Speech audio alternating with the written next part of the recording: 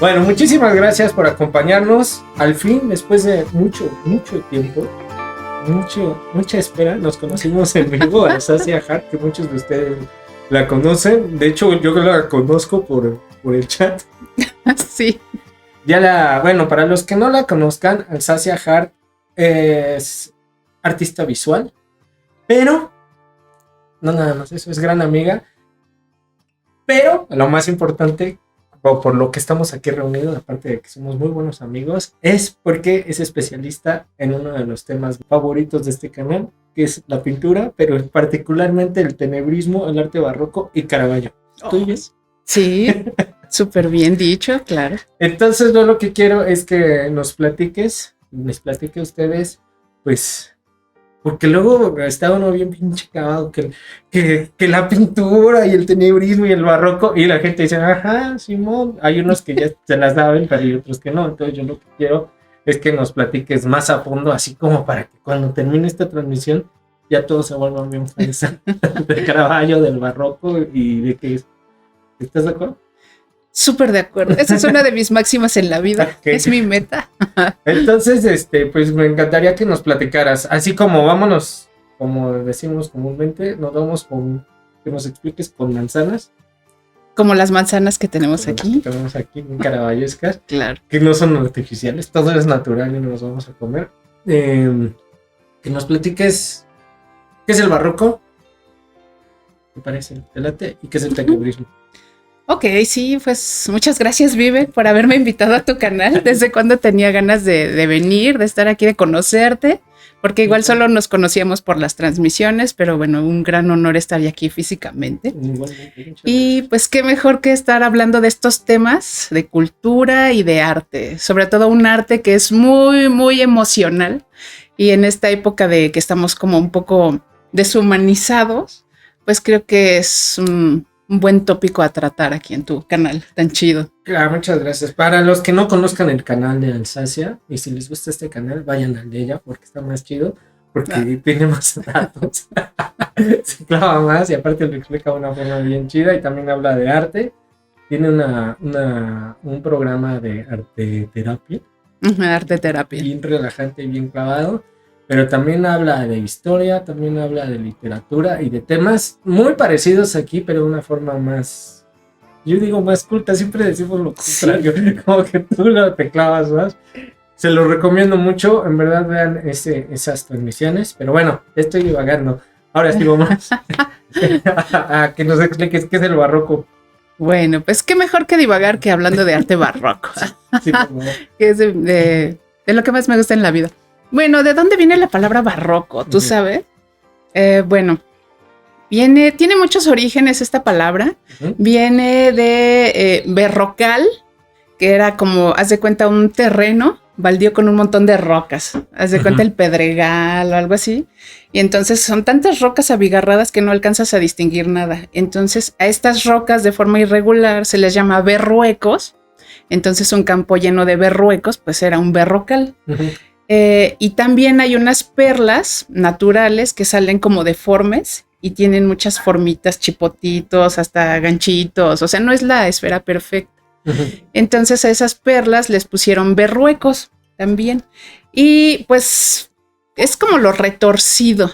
Y justamente cuando surge este tipo de arte, por ahí de finales del siglo XVI, de los 1500 al 1600, ellos no se llamaban artistas barrocos, ellos no sabían que les iban a poner así. Este término se los dieron ya hasta después, cuando ya pasó el neoclásico, que era volver a las formas puras y muy organizadas, armoniosas. Voltearon al pasado y dijeron, estos cuates hacían ondas madre, ¿no? Todo retorcido y abigarrado, ¿por qué? Y entonces le decían que era un arte aberrante. Y dijeron, ay, es como estas perlas berruecos, ¿no? O como si te metieras a un berrocal. Entonces es arte barroco. De ahí salió. ¿Pero era como despectivo? Ajá, un poco despectivo. Ajá. Sí. Así como se cambian las modas y todo esto y que de repente son los revivals de que, ya va a volver la moda del pantalón acampanado y que no sé qué. Y ya se había pasado de moda y antes lo veías como ridículo y vuelve. Pues antes, en la época del barroco, pues estaba más en boga lo renacentista, que era este arte armonioso, todo bien proporcionado. Con unas composiciones perrísimas. Ajá, todo en sección áurea, súper medido, perfecto. Y entonces estos artistas del barroco se hartan como de eso y dicen, bueno, ya manejamos todas estas técnicas a la perfección, pero somos tan fregones, ya la dominamos tanto que hay que llevarlo al confín y romperlo. Ajá. Entonces empezaron a romper muchas reglas como de composición y empezaron a poner cosas así en primer plano y en vez de que fuera un santo, pues ya eran unas frutas. Ajá. Y cosas así, ¿no? Aberrantes para un artista renacentista. Y lo vuelven más mundano, ¿no? También lo acercan con la temática, ajá, las formas, el realismo para que se viera real prácticamente, ¿no? Sí, porque mucho en el renacentismo era como tratar temas muy sublimes de la divinidad. Idealizar y... Ajá, exacto, como el reino de Dios y cosas así muy, muy elevadas, ¿no? Sí, acercar a la monarquía, a las entidades celestiales, que pareciera como que los reyes son los... Sí, más que los reyes era así como que los señores feudales, ajá, y cosas así, los Medici y estas, ajá, cosas así. Oh, somos los Medicis en Florencia, la ciudad perfecta. Ajá. Entonces los del barroco dijeron, no, pues vamos a hacer cosas que los molesten. Y si ellos estaban tan como, podríamos decir como antisépticos, nosotros vamos a poner las emociones y que te muevan y que tú sientas vértigo o que llores o que te emociones mucho y hasta te dé risa. Y eso pues impensable en alguien como, no sé, Dürer o Leonardo da Vinci, ¿no? O sea, le quitaron como cierta formalidad, que fuera muchísimo más ponqueto. Bueno, sí, algo así, sí, más desmadroso. Ajá. Exacto. Y luego va a pasar, aparte de que ellos van como en contra de lo perfecto, pues ellos dicen, pues vamos a dominar sus técnicas y las vamos a llevar más allá, pero le vamos a meter más humanidad. Pero no fue tanto que ellos lo hicieran de motu propio, así de, yo soy artista y lo quiero expresar, mis emociones. Sino que hubo algo político y religioso. Uh-huh. Ahí tuvo que ver. Que pues es el siglo XVI, no es sí es el siglo XVI, los 1500. Por ahí de 1540, pues aparece Martín Lutero. Uh-huh. Y hace pues este cisma en la iglesia, hace la reforma de la iglesia y toda la grey católica pues se cimbra. Uh-huh. Y si tenían casi toda Europa dominada con el catolicismo, pues la mitad de Europa se fue con Lutero, ¿no? ¿Y por qué se fueron con Lutero? Pues por esto que estábamos platicando de que la Iglesia Católica, el Vaticano habían caído en unos excesos. Por ejemplo, el Papa pues tenía una armadura de oro y tenía viejas y le pegaba a la gente en la calle que se encontraba. ¿Qué Papa era? Era León X. Ajá. Ajá. Y entonces pues todo el mundo veía que el Papa era un desmadre y y tenía hijos y todo. Pero a ti te mandaban al infierno si habías hecho pecados, ¿no? Mortales. Y entonces, pues, ¿qué hacían? Te vendemos una indulgencia con este papelito, queda certificado de que como tú ya pagaste, pues vas a poder entrar al cielo. Ajá. Y pues todos pagando. O sea, hacían lo que querían, pero pagaban. Ajá, exacto. Todo era el billete, todo era el billete. Ya no. No, pues es que te digo que el revival, creo que esa costumbre nunca se ha perdido. Ajá. Pero Lutero, que era un fraile, era un monje, se dio cuenta de eso cuando fue al Vaticano. Y entonces dice, no, pero es que si no es necesario ir a un templo tan lujoso y dar grandes limosnas ni comprar las indulgencias, tú nada más con que cierres tus ojos, pues el cuerpo es el templo de Dios, pues cierras los ojos y ya estás con Dios, entonces Dios te conoce, sabe todo lo que tú haces y pues no es necesario que te vayas a confesar con un padre, con un extraño y le digas todo lo que hiciste y el otro ahí se está haciendo sus chaquetas mentales con tus pecados y a ver, hija, ¿qué más hiciste? Pero y aparte es el juicio humano. Ajá, o sea, te van a juzgar y entra la moral y todas las estructuras. Sí, así como que muy puerco, ¿no? Ajá. Entonces Lutero es cuando hace su reforma y pegó sus 99 tesis en el templo de, no sé, una ciudad alemana, pero el caso es que un buen de gente la leyó y dijeron, no, pues sí, tiene razón, adiós catolicismo, y se fueron al protestantismo, ¿no? Al luteranismo. Y la Iglesia Católica, pues eso no le agradó para nada. Y entonces hicieron un concilio de Trento, que era así como una gran convención de religiosos, pues de 1545 más o menos hasta 1563. Y de ahí van a surgir las nuevas directrices que va a tener la iglesia para pues que la Grey no se le vaya y que regrese. Entonces van a decir, bueno, ya no vamos a vender tanto las indulgencias, ya no vamos a ser como tan rudos con los castigos y a ver, que los artistas vengan porque ellos van a ser nuestro aparato de propaganda. Entonces, pues sí, antes no había pues televisión, no había internet, no había cómo hacer campañas pues mediáticas, ¿no? Entonces, ¿quiénes eran los que hacían las campañas? Pues los artistas. Entonces contrataron a un ejército de pintores, de escultores, decoradores para que los templos católicos fuera para la feligresía como hacer el cielo en la iglesia. Tú tenías que entrar a un templo católico y quedar deslumbrado por lo que vieras ahí, por el lujo, por las formas. De ahí viene todos estos altares barrocos garigoleados, como estos berruecos que te decía que todas estas formas de curvas, molduras que se repiten, los angelitos así el por mayor. Y eso en cuanto a arquitectura, pero... Y la opulencia, ¿no? Mostrar como esa opulencia.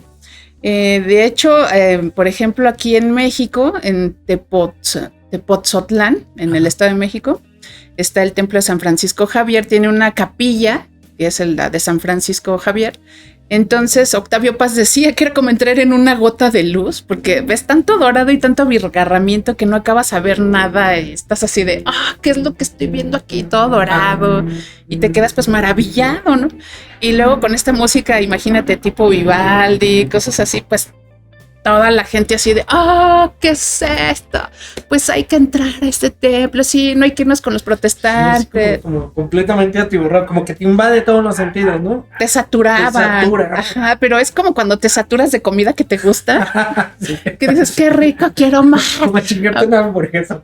Sí, o algo que le ponen esta sustancia para que quieras comer más y más y más. Haz de cuenta que así funcionaba el arte. La ayuda, así que Una te ayuda cuando comes papas, así que le ponen el glutamato monosódico, entonces no puedes comer solo uno. Así quiero más barroco, quiero más. Y luego con los pintores, pues ahí van a hacer, haz que la feligresía mueve las emociones. El barroco es mucho movimiento, no es un arte estático. De repente va a estar con unas composiciones, en vez de estar así totalmente cartesianas, simétricas, renacentistas, pues ya se van a ir de lado, va a haber un personaje principal ahí poniéndote los pies o las frutas.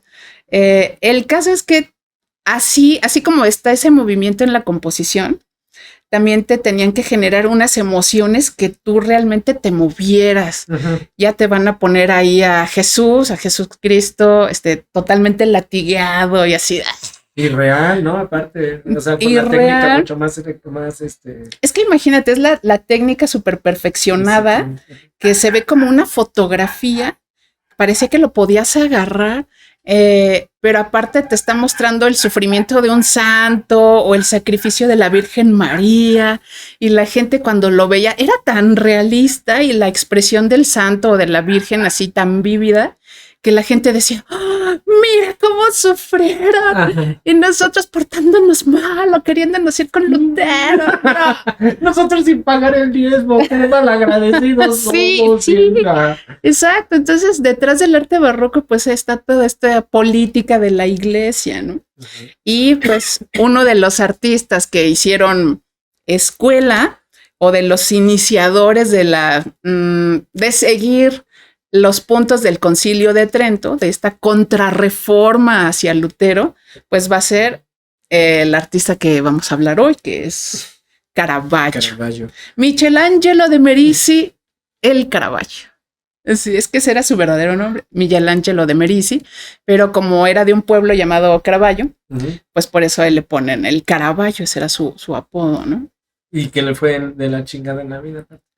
Sí. Pero eso si quieres al final ya les cuentas, para que sientan el dolor que tuvo que pasar Caravaggio para dejar. Es que ahí sí se empata realmente como que el arte que estaba promoviendo la iglesia como con su estilo de vida. No hacia ser muy pío, muy seguidor de las reglas de la iglesia, pero esa emocional que la iglesia quería proyectar. Como esa visceralidad. Esa visceralidad, exacto, pues era la personalidad de él y eso pues lo va a desarrollar en su arte, ¿no? Oye, pero por ejemplo, si este güey era tan desmadroso, ¿no tenía problemas con la iglesia, con su comportamiento? Sí, sí tenía muchos problemas, lo regañaban, le llamaban la atención, porque sus mecenas o los que le encargaban trabajos, pues eran, pues sí, los miembros de la iglesia, ¿no? ¿Cómo se dice? Los regidores, ¿no? No son regidores. Bueno, los patriarcas de la iglesia, ¿se cuenta? Del Vaticano. Pues sí, le retrasaban el pago y le decían, es que no seas así, ¿por qué llevas esa vida desordenada? Pero pues él, siendo un artista tan apasionado, pues no sé, pues él seguía sus impulsos, no se quería contener para nada. Y pues tú ya has hablado en algunos videos sobre él, sobre su búsqueda inquieta de vivencias, ¿no? Otra vez bien elegantes. Políticamente correctos. Bien correctos, ajá. Su búsqueda para entender la humanidad en todos sus aspectos, desde los más físicos hasta los más emocionales y psicológicos, pasando por un pinche de género, en pocas palabras, ¿no? Sí, no, y aparte a cada rato lo tenían que ir a sacar de riñas en las tabernas, era muy violento. ¿Quién sabe qué le dirían a él o cuáles serían los motivos de sus peleas? Pero era bien conocido que él todo el tiempo estaba metido en bravuconadas, en peleas, salía herido, hería a otras personas porque manejaba la espada y el puñal, entonces ahí hacían matazón de gente. De hecho, tiene que huir de un pueblo, ya no me acuerdo en cuál, de Italia, porque lo andan persiguiendo porque asesinó a uno de los con los que se peleó, entonces era prófugo también y bueno. Cosas así. Pero pintaba muchísimo, ¿no? Sí, tuvo muchos encargos. Unos eran encargo de la iglesia, como estas vidas ejemplares de santos, pero pues tenía otros como pues como más íntimos suyos. Por ejemplo, estos angelitos como cupidos tocando música o cargando frutas o sus autorretratos, ¿no? Cosas así. Que es el clásico, ¿no? O sea, te dices Caravaggio y te imaginas el del Paco, ¿no? Ajá, el Baco, que es muy bonito, un jovencito, así un puber. Pero sí es él, ¿no? Ahí no. Yo estaba viendo que no es una representación de sí mismo.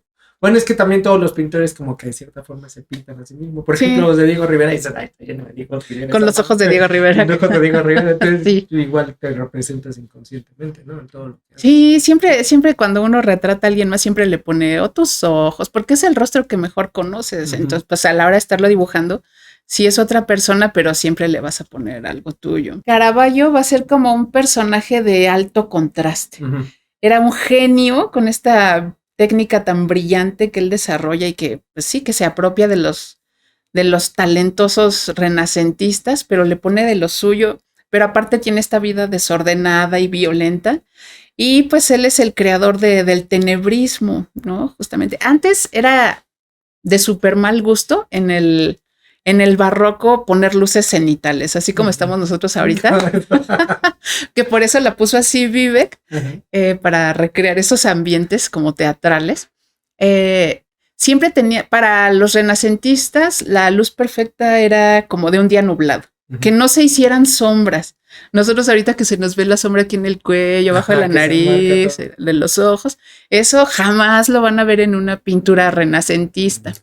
¿No? Es como una cámara con un gran rango dinámico, ¿no? Que se alcanzan a ver desde los tonos más oscuros hasta los más claros. Sí. Todo bien degradadito. Así paso a pasito. La profundidad que se alcanza. La perspectiva. Exacto, sí es cierto. Porque, por ejemplo, los flamencos ponían las cosas chiquitas, pero parecía que estaban reducidas. Realmente la profundidad era geométrica.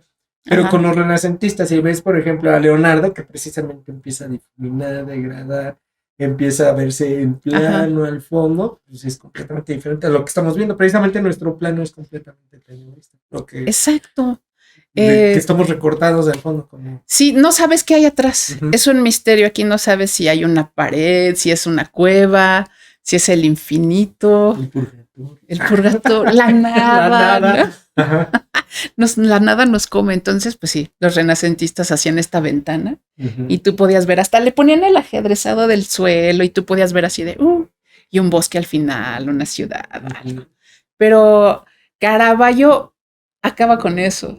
Y entonces te pone este fondo que no sabes qué onda que hay ahí. Y ahí empieza algo también muy importante del barroco, que es el misterio. Uh-huh.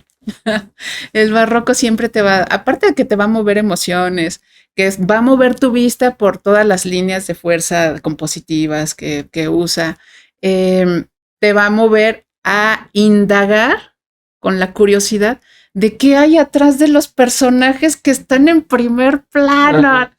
¿En dónde están? O sea, como que en un ambiente de... ¿En dónde están? Ajá. Exacto. Te forza a que tú te preguntes, pues, ¿qué hay atrás o en dónde están? ¿Están en un teatro? Uh-huh. ¿Están en la noche y los ilumina una vela? Y eso también se puso muy de moda, poner la iluminación de una velita. Uh-huh. Y ya, aunque bueno, los pintores en sus estudios pues usaban mucha iluminación, abrían una ventana con cortinas para que ciertas cosas quedaran en oscuridad y los, no sé, los modelos pues que les diera la luz rasante, pero siempre era en el resultado final pues dar ese halo de misterio, ¿no? Y Da Vinci hizo un cuadro, bueno, de la Virgen de las Rocas, ahí es donde empieza como él a jugar con este chiaroscuro, el chiaroscuro, hacer este degradado de luces y sombras y ahí lo empieza como a dramatizar un poquito. Y luego tiene un retrato de San Juan Bautista, que tú ves el rostro de San Juan y una mano que señala así como que ya viene el mero mero, ¿no? Y no se ve el fondo y sus facciones se pierden un poco con la sombra. Pero ya fue como de los últimos cuadros que hizo y pues ya no le siguió. Y parece ser que Caravaggio pues tuvo noción de ese cuadro y por ahí se siguió. Y ya se clavó con eso. Sí, se clavó con esa luz. Ajá. Y luego ya él le empieza a dar como este significado de los personajes que están así en primer plano súper iluminados, es porque los ha tocado ya la luz divina. ¡Ay, cabrón! Ajá. ¿No? Ajá. Entonces ya les dio la luz de Dios, fueron iluminados los santos o cosas así. Y entonces todo el mundo que es la realidad en donde ellos están, pues queda en penumbra. Porque lo único que vive y lo que importa, pues es ese santo, ese personaje, con la luz de Dios. Entonces, como que lo saca de esta oscuridad mundana para que vea un plano superior, ¿no? Entonces, por eso están así como que tan iluminados. Y lo demás, lo del fondo, pues ya es perecedero, es mortal, no importa, porque lo importante es seguir la luz divina. Ah, qué chido. Sí, está bien. Oye, sí es cierto, perdón, no sé si me estoy brincando, pero sí es cierto que no dibujaba, o sea, que dibujaba con la pintura y empezaba a generar el volumen. ¿Caravaggio? Porque la otra vez estaba viendo en YouTube precisamente a alguien que decía, acá se cuenta, ponía el modelo en diferentes sesiones, hacía unas marcas que ves que hacen los estudios infrarrojos y eso y alcanzan a ver las capas anteriores. Entonces que nada más habían como marcas que registraba en el estudio del modelo. Ayer se puso aquí y marcaba dónde iba la frente, dónde iba la quijada, dónde iba el pecho, el brazo y diferentes referentes y empezaba a hacer el dibujo. Y como lo citaba, me imagino a cierta hora del día para que coincidiera la luz, que también tengo entendido, no sé si sea cierto, que circunstancialmente se daba a cenital porque era su entrada natural de donde pintaba. Pero si es que era prófugo y estaba en movimiento, entonces igual sí tenía más intención y nada tan circunstancial, ahí me hace dudar. Pero lo que me llamaba la atención es que no resolvía con el trazo, ni hacía estudios, ni geometrizaciones antes, sino que empezaba a resolver con la pintura, el dibujo, y está perrísimo, porque aparte es muy realista lo que pues hace. Bueno, eso no lo había leído, no lo había estudiado, pero pues no sería raro, porque justamente hay bien poquitos pues bocetos de Caravaggio, no se han encontrado. Que es lo difícil precisamente de estudiarlo, porque como dicen que no tiene obras inacabadas, ahí se pueden ver precisamente las capas y los procesos que hacía para la pintura, pero como no hay... Como dices, ¿dónde quedaron, no? Ajá. Y, por ejemplo, de Miguel Ángel, pues hay un buen de bocetos, de Da Vinci también un montón de dibujos, pero de Caravaggio no. Hay alguno que otro, algún boceto de un retrato suyo, pero así como Rembrandt, que sí tiene miles y miles de dibujos y bocetos, y tú los ves de, mira, de aquí salió para hacer tal cosa. No, de Caravaggio no, Entonces igual y si hacía eso. Ay, si lo ves, precisamente, imagínate resolver en primera intención prácticamente el volumen, la forma, la proporción. No, y luego que hacía los planos, eso tampoco no sé si sea cierto, pero por ejemplo, si había dos personajes y uno se superponía en el plano, cuando lo estás viendo de frente al personaje de atrás, resolvía completamente el de atrás, lo terminaba, lo detallaba, se secaba y empezaba a trabajar con el de enfrente. Wow. Y todos los volúmenes dicen que los resolvía primero. Si has visto eso, que los resuelve con los tierras súper oscuros, rojos, y va empezando a sacar luces, que es algo también bien importante. Como trabajar al revés. Al revés. En vez de sobre blanco, sobre oscuro. Sí, o sea, era la base oscura y va sacando luces. Por eso era... Yo creo que está totalmente vinculado, que es lo que me llamó la atención en la cápsula que hicimos la vez pasada, que era hacer de la oscuridad la luz a través del volumen, de la forma. Y ya si empieza a decir algo, pues es precisamente Caravaggio puro. Y hay un nombre, pero ahorita no me acuerdo de esa manera de trabajar de negros a claros. Pero, eso te lo debo. Pero sí hay una forma porque pues generalmente el artista se enfrenta al lienzo en blanco, ¿no? Y es que un quebradero de cabeza de por dónde empiezo. Y muchos artistas empiezan al revés. Hacen, pues sí, su fondo, una base de color muy oscuro y ya de ahí pues van modelando, pero con la luz, con el color claro. Ajá. Que además algo bien interesante es que nosotros vemos las pinturas de Caravaggio y ves el fondo así negro, así como se ve aquí negro, pero te pones a analizar así el pigmento de la pintura y nunca usó negro, porque el negro no existe en la naturaleza, era ¿qué? Tierra de sombra. Entonces, por acumular tanta tierra de sombra, pues al final de cuentas se ve negro, pero no es negro. Y de blanco no usaba blanco. Usaba este color, es amarillo de Nápoles. Entonces es como un amarillo con leche, ¿haz de cuenta? Amarillo clarito, mezclado como con blanco y así de irlos encimando, pero en contraste con su fondo tan oscuro, pues tú lo ves así de como una lámpara, ¿no? Entonces, una lámpara, como un reflector. Como un reflector, sí. Porque es antinatural a los que usan. Es como esta. Así. Esta sí es blanca. Y es luz para eso, o sea, para iluminar, pero imagínate en ese tiempo. Sí. Está a mediados, finales del siglo XVI. Ajá. Bueno, Caravaggio empezó a pintar como por ahí de 1585, más o menos. Y sí, ya a finales del siglo XV, no, del siglo XVI. Y pues su vida fue muy corta. ¿A qué edad se murió? Pues como de antes de cumplir 40 años. Pues aquí estamos viviendo horas extras. No, cállate. Bueno, él murió antes que nosotros. Él murió mucho antes que nosotros. Sí, bueno, muchos siglos atrás, pero ya lo rebasó.